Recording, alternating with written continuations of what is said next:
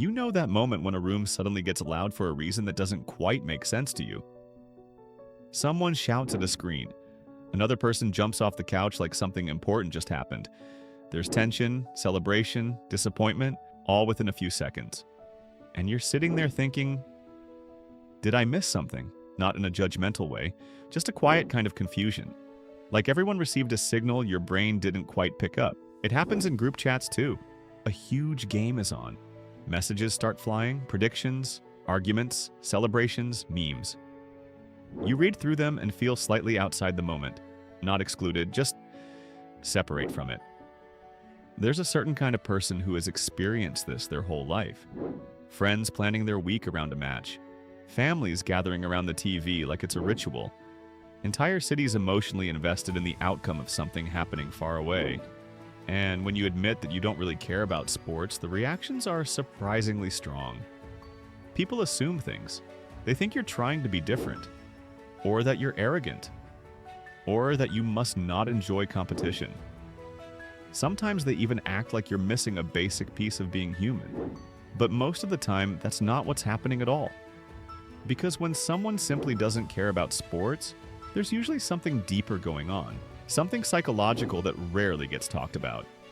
And it isn't about intelligence, or personality flaws, or being antisocial. It's about how different brains assign meaning. Psychologists have studied why humans become emotionally invested in sports for decades. A lot of it connects to something called social identity. Our brains are wired to form tribes. Originally, that meant survival groups, people who hunted together, protected each other, shared resources. Over time, those instincts didn't disappear, they just adapted to modern life. Sports became one of the safest ways to activate that tribal wiring. A team becomes us. The opponent becomes them. And suddenly a game carries emotional weight that goes far beyond the scoreboard.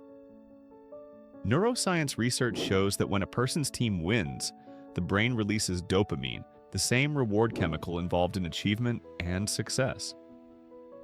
When the team loses, some of the same regions linked to physical pain activate. In other words, for many people, sports genuinely feel personal. But not every nervous system connects to that mechanism in the same way. Some people's brains don't attach identity to teams very easily. The symbolic connection just doesn't land. So instead of excitement, they experience distance. Not boredom exactly, more like observing something from the outside. And what's interesting is that this difference often starts forming early in life. If a child grows up in an environment where sports are treated as emotional events, the brain learns that this is a place where connection happens. Parents cheer, friends bond, celebrations follow wins, conversations revolve around games. The nervous system links sports with belonging. But if those emotional cues aren't present during development, the brain categorizes sports differently. Just another activity. No deeper signal attached to it. And once those patterns form, they tend to stick. There's also another layer most people don't think about. Attention. Sports require a specific type of engagement, sustained interest, and symbolic outcomes. You're watching effort, strategy, movement, but the emotional reward depends on caring about the result. Some people's minds naturally focus on systems, ideas, stories, or people instead of symbolic competition. So their brain looks at a game and quietly asks a question. Why does this matter? And if that question doesn't get answered emotionally, the interest never locks in. It's not resistance, it's wiring. Some studies in personality psychology have even shown that people who feel detached from spectator sports often invest their emotional energy elsewhere. Creative work, learning, personal relationships, niche interests, problem solving. The same psychological drive for meaning is there. It just attaches to different things. Around this point in the video, some viewers usually realize something small but relieving. That moment when they think, oh, so it's not just me. If you've ever felt that quiet disconnect while everyone else was glued to a match, it might help to know you're far from alone. And if these kinds of observations feel strangely familiar, you can let the video know with a like or subscribe.